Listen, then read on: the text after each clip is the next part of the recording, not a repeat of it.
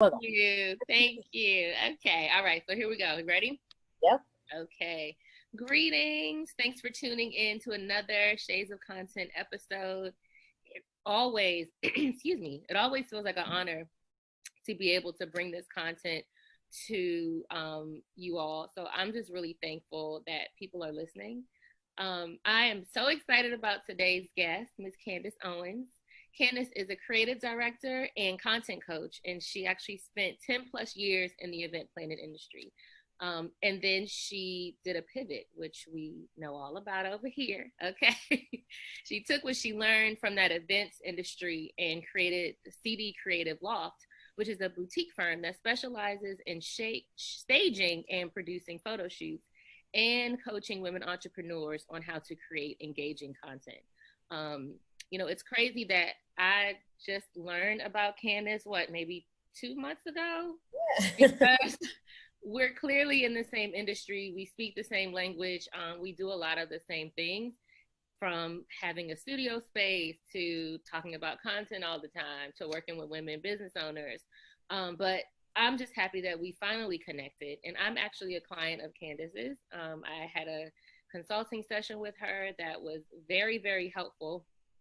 And after that session was when I realized, we have to have you on the podcast. She is, I think the main reason why I wanted to feature you, Candice, was that you are really walking the walk, right? So you're coaching people, but you're also creating this really engaging content for your own platform, right? It's not like, for me, and we talked about this before when we had our coaching call, I'm creating this stuff for all these other people, but I had to really hone in on myself. But you're able to help women primarily really figure out their content voice. But then you're pushing out this video content and digital stuff that's just really engaging, from showing how you do your eyebrows to figuring out the best backdrops or in-home photo shoot. You're covering all bases, and that's really why I wanted you here. And then also you're just a very sweet soul. I feel like we have we just connect, right? We do. Just spirits. Yes. So Candice, thank you. Hey. I gave a little bit about you, but please tell our listeners, briefly tell us about yourself. Sure. That's always a fun question, right? Tell us about yourself. Right. You're talking about others than yourself, but I think the quick and dirty, you gave, a really good synopsis about me. But like you said, former event planner, had a business, and then I decided to pivot. And so I own CD Creative Loft. So let me start there. I own a loft, a creative agency. And part of that, not just owning it, I'm also the content creator as well as content coach and a creative director. So those are the titles that I have in my own company. And so what that means is ultimately I help women figure out how to look when it comes to their imaging, as well as how to look visually, as well as how to look verbally when it comes to their content. So I always tell people, the creative director side of me works on your visual, and the content coach side of me works on your verbal. And so you collide those two worlds. That's what I'm here to do, is to help womenpreneurs win and see how they can win and how do they show up. So instead of me dressing an event and figuring out the logistics for an event, I've decided to take that and help womenpreneurs figure out how they should show up to their audiences when it comes to their images, when it comes to their video, when it comes to their content, their captions, how they're just really standing out like an event, right? Everybody wants their event to look different. And so how do you make yourself, you are your own event, right? How do I stand out? How do I look different? So that's ultimately what I do. And I get to play. Like I tell people, a lot of times I get to just kind of play. So it doesn't really always feel like work for me, even though it very much so is something I take seriously. Got it. Why do you love creating content? And that could be for helping others as well as yourself. What is about it that you love so much? So it's so funny you say this. I was just having a conversation with my mom yesterday, and I was like, for as far as I can remember, I've just always been a creative kind of individual. I like playing in color and trying different things. And just like when we were growing up, I wanted my mom to buy me like fashion dolls and toys. And I wanted to just really create and try all kinds of things. And I think that same energy has always just followed me throughout my life. And so for me, it really allows a release. It's kind of therapy in its own way. Like creating is therapy for me. So, sometimes people feel like retail is therapy, or, spa life is therapy. Well, creating for me is really why I love it. It really feels like it releases something, a joy, whether it's something I'm sharing with others and they get inspired by it, or if it's me helping somebody figure out how to create theirs and I get inspired by seeing them be inspired by what they're doing. So it really is therapeutic for me. Got it. No, I understand that. I think you're not only creating and helping people, but like you're coaching. Like this, it's not just someone like hiring you to create their brand and then like you do it, you come in, you do the job, and then you leave. Right. Right. Like this idea of coaching is I don't know if sometimes hand holding has a negative connotation, but that's another level of service. So how did that come about? Was that something that you always knew you were going to do when CD Creative Loft opened? It was not. So, one of the things that I pride myself on is I like to create services out of needs. Because I think oftentimes we create a lot of services sometimes in our businesses and people don't necessarily need them. So the content coach part of me, I was honestly just content creating. That was where that was, right? I was being a creative director, and then I was using that and just being a content creator. And then I had people, women specifically, womenpreneurs that were coming to me and were like, can you show me what you're doing? Like, I want to know those tricks to the trade, whether it's how you're showing up in your social media or how it's showing up in your images. Can you coach me on that? And so I was just like, okay, we'll see. Right. Just kind of like, we'll see. And so I also am not a person that just says, because somebody says like, you should be doing this, that I do it, because it needs to feel natural. It needs to feel like something you're doing. And so, I took some time, really thought about it. And then I really sat with it. Like, what is it that I do that I could share with other women? And so the ask came first. I thought about it. I looked at what I do and saw if I could package that, and then determined that I could. And so that's how the coaching came out of it. So I allowed my tribe. I like to call my audience my tribe, my people. I allowed them to help me kind of navigate this new lane or build this new lane on my business, this highway. That's a good point. And I'm going to kind of deviate from our planned questions. Sure. Can we talk a little more about how listening to your audience is so important when it comes to creating, like, it's like whether you're creating a Instagram post, whether you're creating an event, like I think first, how do you find out what your audience wants? Right. And then how do you move into that? Yeah. So there are, the audience is always talking. Like, how like Ruby says, like, the creator's always talking, you just got to listen. That's how I feel about the audience. And so when I say that, meaning your audience will tell you what you want, even in how they respond to comments on your photos or on your what they say in the comment section. So you may put a photo up, you may say a great caption, and they may say something like, oh my gosh, this was right on time. I absolutely needed this kind of information so that I could pursue what I'm trying to do in my business. Right. They've told you that information you gave was something that was valuable to them. So that says red flag or bing, bing, bing. This is stuff that my audience needs, right? Yeah. They like tips, or they may shoot you a DM and they say, I really appreciated what you posted. I was able to take that and incorporate it into something that I was doing. And so that right there in itself is another way that your audience can tell you what it is that they need. Okay. By just listening to, reading the comments. But then if they're not saying anything to you, you can always poll them. Like, right. Just use your Instagram stories or your Facebook stories and say, hey, I want to make sure I'm bringing you guys the best content ever. Can you share with me some of the things that you enjoy out of the content that I'm already creating? And right there, they'll tell you, like, and even if it's put videos versus, like the little poll, you might put videos versus quotes Right. or tips, and just let them vote and make it easy for your people, right? They don't want to have to do a whole lot of work to tell you what it is that they want. Exactly. So I think polling people, but also listening and paying attention to what they're writing and what they're saying. Yeah. Yeah, and I think also, for me, like I'm speaking for myself, sometimes I get hung up on like what I want things to look like. So it's like, I want this post to go, or I want this to be it, and I don't care what y'all want. This is what I want, because from aesthetically, this is what we're going to do today. But then you get no engagement because that might not be what your audience wants, so.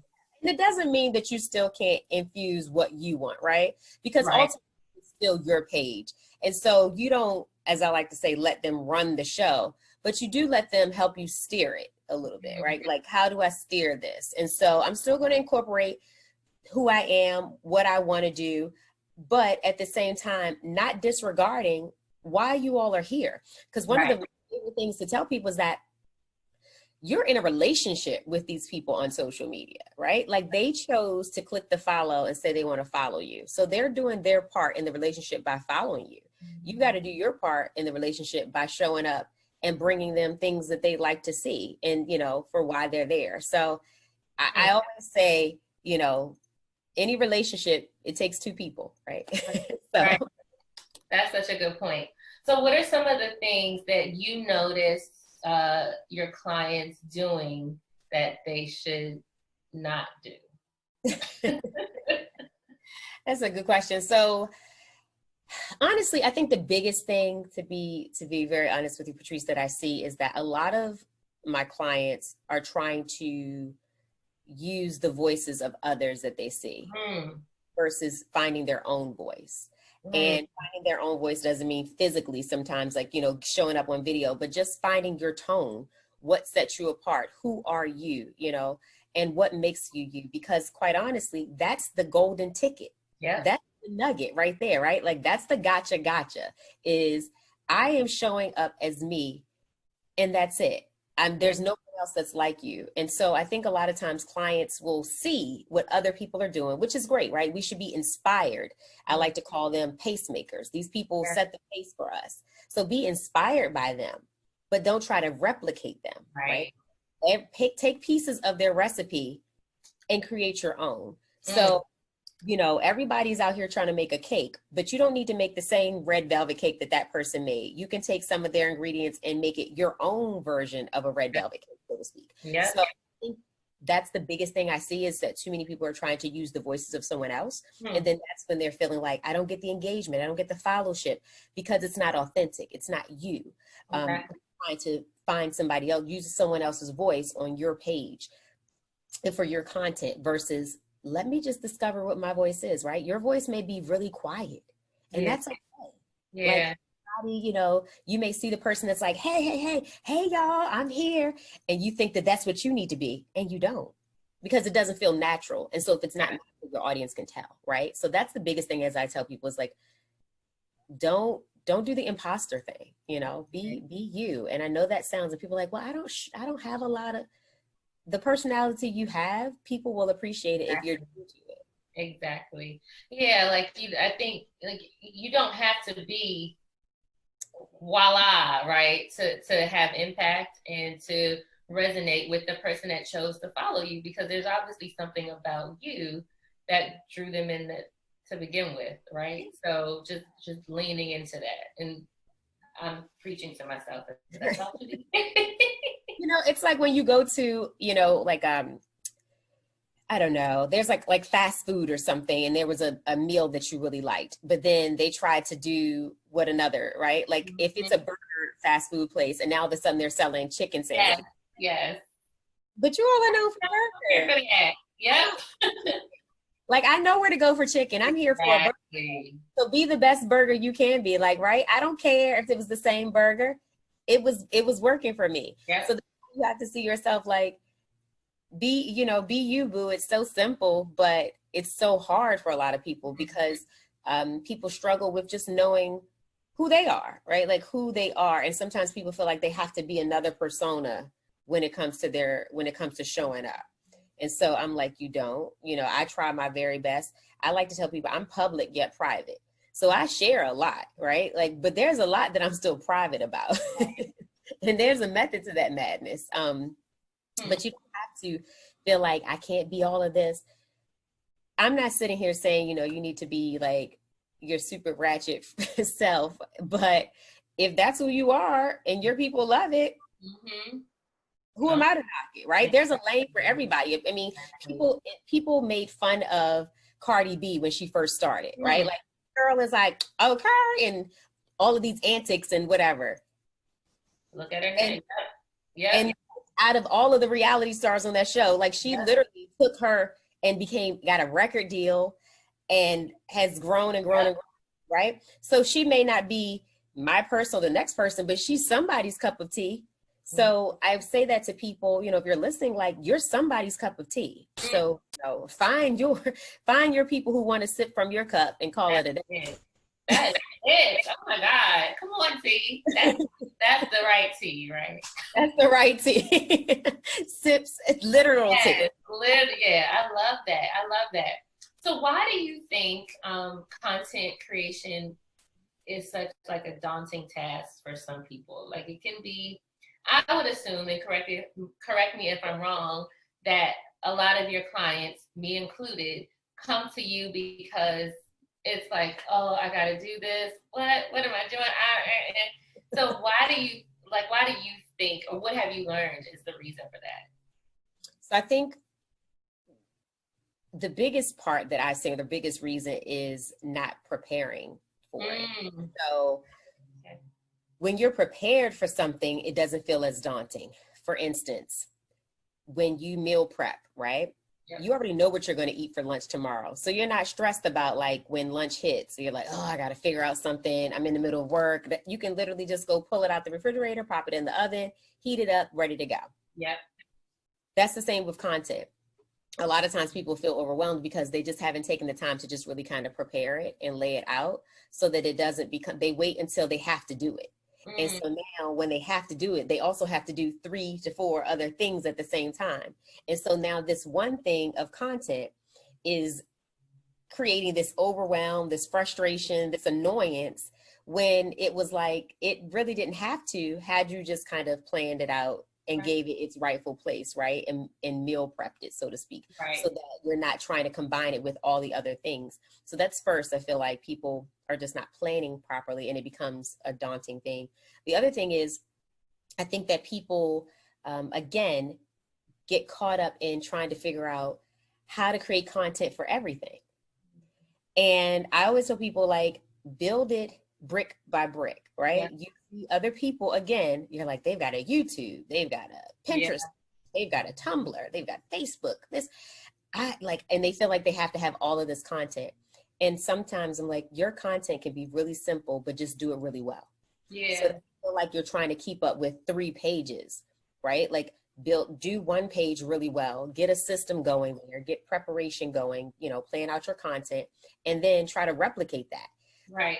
The last thing I would say that makes it daunting is that it's perspective. So a lot of times people are looking at their content as something that, is something that I have to do, right? Versus this is something that I need to do because it's a part of my business. Right. A have to and a need to just kind of feel differently. It's changing change your mindset about it versus looking at this like, this is a negative. No, if I do this, do it well, it increases my visibility, it increases my shareability, it increases my engagement, which ultimately can lead me to sales leads or new customer leads. So now this becomes, I call it marketing. Yeah.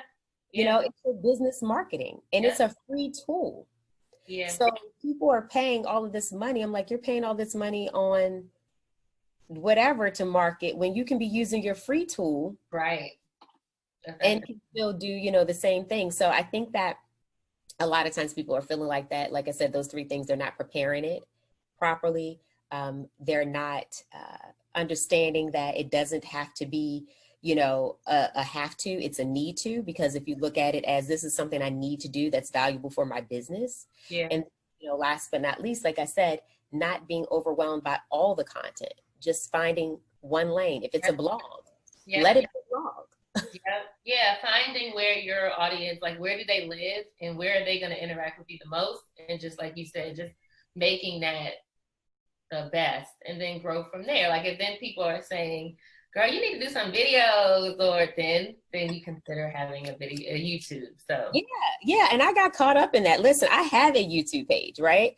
And I tried to keep up, and I was like, Candice, you're not there yet. right, Meaning in your prioritization, like that's not at the top, because that's not really where your tribe lives. And right, so I figured, oh, I should have it, because that's what, all content creators, right? They have a YouTube, versus I need to let that be something that I grow into. And I think that people need to understand, like, you should grow into your content. hmm. Don't just throw it all out there and make a mess. Like, you know, Hmm. craft it. That's smart, because I know I think would always feel like you had to have it all. Like you start a business, you got to get every single thing. It's like, just craft it, like you said, have some strategy behind it. Yeah, Yeah. I am finishing up a book right now. Such a good book, and it's called Building a Brand Story Hmm. by Donald Miller. And one of the things that he says in there is, people don't buy the best products. They buy the products that they understand the fastest. Yep. And so that just resonated with me. Like, I keep saying that to so many people because it's so true. Mm. And when I think about that with our own content, we are sometimes trying to craft this perfectly imaged content. And people are like, I just want quick and dirty. Just tell me how to do it, right? Yeah. I used to feel like that when I first started. Like, my videos need to look, they need to be super everything. Crisp, look, content, lights, camera, action. Like, it needs to be a full production, Candice. Yeah. And I was like, but I'm holding on to this content and it's taking me too long, and my people are lacking, because that's what they're coming here for. So as long as it sounds good, they can understand it audibly, and it looks like I've put effort into making it visually, and I've tried to make myself look aesthetically pleasing, Right. then my people are good, right? And I'm giving good information. They just want something that they can understand the fastest. Yeah. Looking for the best. So that's why sometimes you'll see product that's like, oh my gosh, it was amazing looking, and people don't really get any energy behind it. Whereas though you can see something like, that was like 2 pages long. That's all that ebook was. It was like, they sold all these copies. Yeah, because it was fast. People want the fastest. Good point. Yeah. In your opinion, what holds more value? Shares, likes, or actually likes versus shares / saves?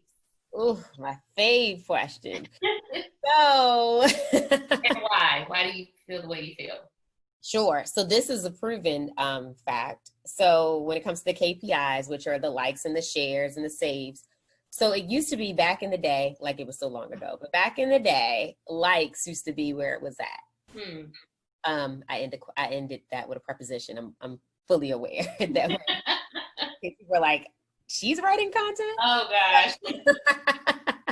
But the whole thing is, shares and saves are so much more valuable than likes. Being, so you could put up a post and you get 20 likes on it. But when you go to look at your insights, which, are very valuable, if you're not looking at those, make sure you're paying attention. You may see that 30 people saved it and 62 people shared it, which is quite higher than the number of likes, right? Yeah. The reason that it's important is because those likes and the likes and saves and shares are more valuable, because Instagram specifically looks at that for the algorithm. And so what they're saying is, we see that maybe you've only got 20 likes, but 62 people shared this and 30 people saved it, which means that you have some kind of content that says to Instagram and their algorithm that you have some type of content that people felt valuable enough to want to share it to their networks, and they wanted to save it to their own, right? Meaning that they wanted to go back to it because you said something, you posted a picture, you said something, you did something that triggered for people. So that's what Instagram is reading on the algorithm. So the more saves and the more shares you get, they're going to put you on more Explorer pages, which means now your visibility grows. So that means now you get more exposure and more people can start coming to your page. Okay, that makes sense. And I guess by creating this real, this content that is authentic to yourself, like I'm just trying to think of ways that people can work to increase their engagement and to increase the probability of someone sharing it, you know, or liking it. What would be some simple things that people could do? Yep. So again, listening to what your audience wants is first, right? Yeah. Creating something that your audience wants is more likely going to get you Right. shared or saved. That's like Right. the most simple Exactly. of them all. Give the people what they want. That's it. Secondly, sharing. I coined this, you know, this whole saying. This is my saying, but share yourself versus selling yourself. So I tell people all the time, if you share who you are, if you share, you know, how what you do incorporates into your business. So even if it's something as simple as you're like, I have a business, well, share your morning routine. What does it take for you to be an entrepreneur to get your day started, right? That's going to be something that can connect with your audience, and they may want to save that because it gives them some inspiration on something that they can incorporate to do for themselves when it comes to their morning routine. Or they may say, I want to share this with my friend because she just started a business and she really needs some, you know, some information or some jump start. So sharing more of yourself versus trying to sell what it is that you do, just share what it is that you do. Yeah. It inspires people in a way that you'll never even imagine. And I can't tell you the number of people who I see will save something or share it. Like you said, even me showing how I do my eyebrows, right? Like, I always say before I do a video or a photo, it's important for me to look a certain way. So my eyebrows are important to me. I just shared that. Right. Next thing you know, people were like saving Right. how to do their own, right? So that is something simple. It doesn't require a lot, but share it with a purpose. Okay. Okay. These are very easy things that Easy. It's like it's not taking away from life. It's just incorporating it into what you're already doing. Yep. What are your goals for growing, or what are your goals as you grow CD Creative Loft? Oh my gosh. So one of my personal goals is to be able to help 100 women by the end of this year. So that's like just a goal of mine, is to see 100 women understanding how they can be winning in their own business. Mm-hmm. And I always say winning versus win, because win is one time, like it's one. Winning is continual. And so I want women to have the same excitement, the same energy that I feel about my baby, my business, as I call it, for their own, right? And for themselves. So that's my first, is to help 100 women. But then the second goal as I grow is to also see my own business kind of grow and adding some different services, you know, and adding some more people to the team, to be quite honest. You know, people that may do things that I don't do, so that way I can expand in the services. So I don't always feel like I need to be end all be all. You know, I think that's a quick way to burn out. I think that it's a smart way to bring people on your team. So I take, for instance, Beyonce. You know, Beyonce's a big brand, everyone knows her, but there's a machine behind the brand, right? And so she's got creative directors and artistic directors who all come together to help her build these amazing shows and things like that. So that's what I see for myself, is being able to bring some more hands on deck that can take the level of creativity to the next, right? Like, I want to be able to say, now we're like directing video shoots, and like I'm kind of helping, you know, putting and working with bigger corporate brands, right? But I like to say, let me say this, fun corporate brands. So I'm not necessarily looking to probably do like, you know, healthcare systems 101, but I am looking to do, you know, if Essence called and said, hey, we got some stuff going on, let's work. So, you know, just knowing my lane, but really just growing my people and the capabilities of CD Creative Loft. I gotcha. How can listeners learn more about you? And, you know, what if, I'm sure there will be some women listening here that are interested in working with you. What is that process? I think, what does that process look like, and how are what are the different ways that people can engage your services? Yep. So I guess just kind of listing out the services that I offer is always helpful. So there are 5 services that I have. So the first one is creative director, which I work with women to help them stage and produce photo shoots for their brands and businesses. So I'm on this, I can put your shoot together for you, location. I'm on location with you for the shoot, directing you, staging you. As people like to say, posing, I guess, but I call it staging. So all of that. So that's one. The other side is the other services all fall on the content side of my coaching, and Okay. that is group coaching, which is through a course I have called Shoot My Shot, SMS, where I teach women how to stand out in crowded social media spaces when it comes to their content. So I coach you through a 4-week period. So we meet once a week, 4 weeks. And those cycles happen monthly. And so we can do that in a group setting. And then I have one-on-one coaching where we kind of do the same thing in the Shoot My Shot course, but you're working one-on-one with me, Okay. and you get a lot more time with me through the month. And so I only take a certain amount of clients for that because it is a lot more extensive. So I don't like to spread myself thin. So, it is sometimes a waiting list. So I tell people to get on it because, when one client kind of finishes, I can add somebody else, but that's just being smart to everyone. And then the other service that I have, which is kind of the newer baby, the last 2 strategy sessions. So you can work with me for 30 minutes or for an hour, and we can strategically just run through whatever it is that you're needing some help kind of figuring out a strategy for. Which is what I did. Which is what you did, which was great. I love it. And I get to meet so many people through those strategy sessions. And then the last service that I added, which is the newer one, which is is the SOAR program. And so that's just more of a mentoring program where monthly I work with women. This is more on the personal side, not necessarily just business, because I found again that I had a lot of women that were coming to me because I share so much of myself. Right. They were asking, like, how do you do what you do? Like, how do you kind of spread your wings to go higher, dream bigger, encouraged and all of that. So that's my mentorship program that I created recently. So the 5 ways, and they're all on my site. So if you want, you can go to my website, which is bycandicedenise.com. That's BYCANDICE, Denise, DENISE.com. And I always say that's the best way because all of my social media is on there. So it's easy. My Instagram, my Facebook, my Twitter, my YouTube. And so don't judge me. There's not a lot of recent stuff, but it's always easy to get to my website because email, everything is through that. So exactly.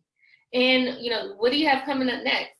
What should we be looking out for in the next few weeks, or even maybe the rest of 2020, which because it's going by so fast? It is, like, the year's going by faster than I can even work and create sometimes. I'm like, easy. Wait, so I have a product line. So I do have a merchandise line. So the cool thing is I'm working on some new designs for that to let, kind of launch out. So you'll see that again, if you go to the website, the store is on there too. Right. But I'm going to be launching some new products. So I'm super excited about that. I have some other amazing photo shoots coming up with clients that I'm really looking forward to. And if nothing else, really taking care of me so that I can take care of my clients. Is one of the things that's at the top of my list, because I've got to start myself at my highest self so that I can be my best self, so I can give of myself to my clients. So that's really, really a focus. It didn't always used to be. So when people say, what do you have coming up? I'm like, taking care of me too, process. But yeah, so growing the merchandise, working on these upcoming photo shoots, and just staying open and listening, because I'm sure my audience is going to help me kind of navigate this shit and see what some new things are going to come up. Definitely. So I don't want to end it just yet, because when I saw that you were in LA, which is where I plan to live in 5 years, and you were creative directing a photo shoot, and you were like, you got the call, and like that was just like, oh, like this is a dream. Like, this is what I want to do. So do you mind just kind of talking about that process? Because that's so cool. It was very cool. So the clients that I'm working with, it's a mother and daughter duo, actually. They are coming out with a skincare line, which I thought was super cool. So the mom is based in New York and the daughter's based in LA. So they're doing two kind of styled photo shoots. So we're going to do like a New York session and an LA session. So this was the first half. They wanted to, I've been working actually with them on strategizing how to launch this product. Okay. So I originally was brought on just as their strategist, like as their content, helping them figure out their strategy. And as we kept going through things and just talking more and more, the opportunity came. They were like, we're putting this shoot together for the product launch. Would you mind flying out here and being our creative director for it? We know that that's a service you provide, but of course, with everything going on in the world, we weren't sure how you would feel. And so I was like, okay, let's talk through that a little bit. And so, it was amazing. And the beautiful thing is what happens, because this is a question I get a lot, so I think I should answer it. So the client does pay, for your travel, part of it. So they, that's a part of bringing you. It's no different than when I did destination weddings. Clients would fly me to wherever I needed to be.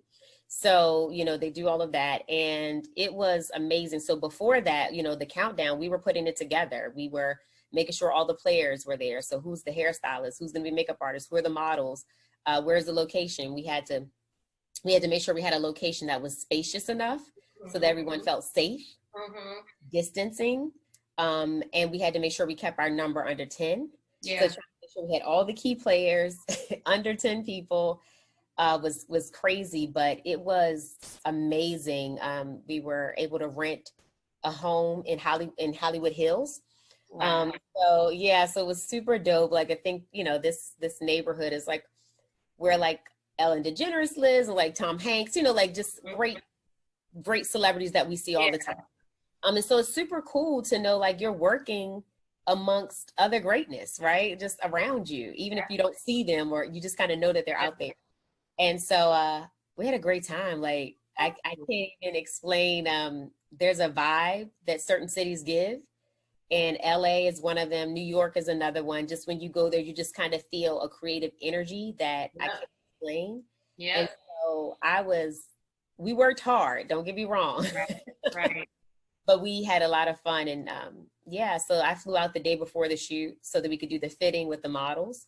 To make sure that everything worked properly, because all of the stuff that they were wearing, for the most part, was designed by the mom. So she's a designer. So a lot of the jewelry and all the stuff that the women were wearing was all created by her. Okay. And so the product is amazing. I will say I do have the product. And it was just great to be a part of someone else's startup, right? To see these other women starting something. That's why I said, like, I love seeing women winning. Right. Because it's just an energy that I get from, like, I remember starting my baby, and it's like, and so being a part of that, just it kind of renewed me in my own business. So, from B-More to LA, and it was a quick trip. Right. So, like, I had to do it. I had to do it in 2 days. And so I flew like from Maryland to North Carolina to LA, and then from LA to Chicago back to Maryland. So my body, but I wouldn't trade it for the world. We were safe. We made sure everyone was safe. That was first, but we also got the job done. And so can't wait to release it. It's exciting. That's awesome. Yeah. When I saw that, I didn't think about asking it today on the interview, but it just this conversation reminded me that you were literally just on the West Coast doing what you love, and it's just a testament to like what the goal of this podcast is, right? It's like your influence in creating this content, be it for yourself or for others, creatively, can help you live the life of your dreams. Like it's possible. People are doing it.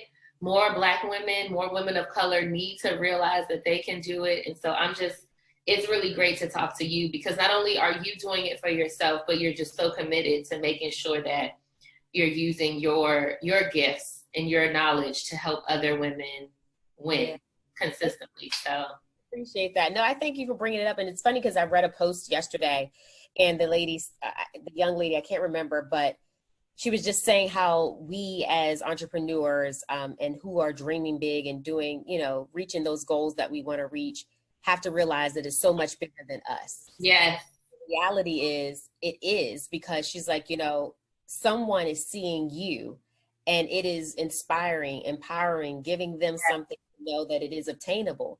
So, which is why I absolutely like sharing myself. Yeah. The whole purpose of sharing, it's never sharing to boast, it's sharing to inspire, it's sharing to say, I am you, was you.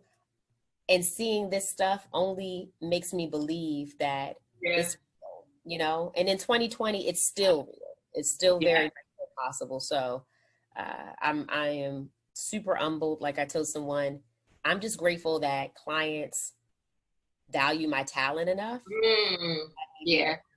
It's humbling. So it's not even like, oh, I'm all this. It's like, no, someone saw the value in what I offer and wanted to make that a part of them. And so I am humbled by that. Like every client that says yes to me, I don't care what the project is, whether I'm working with you for 30 minutes, 30 days. Yeah. Here in LA, I'm just grateful, right? Yeah. People don't have to. And I think it's because they see that I'm committed to myself. Right. So you have to show up. Like I tell my clients, I don't want to show up a lot of days either. Like I'm tired, like most people. The quarantine has made me crazy, like everybody else. But I still have to keep producing. Right.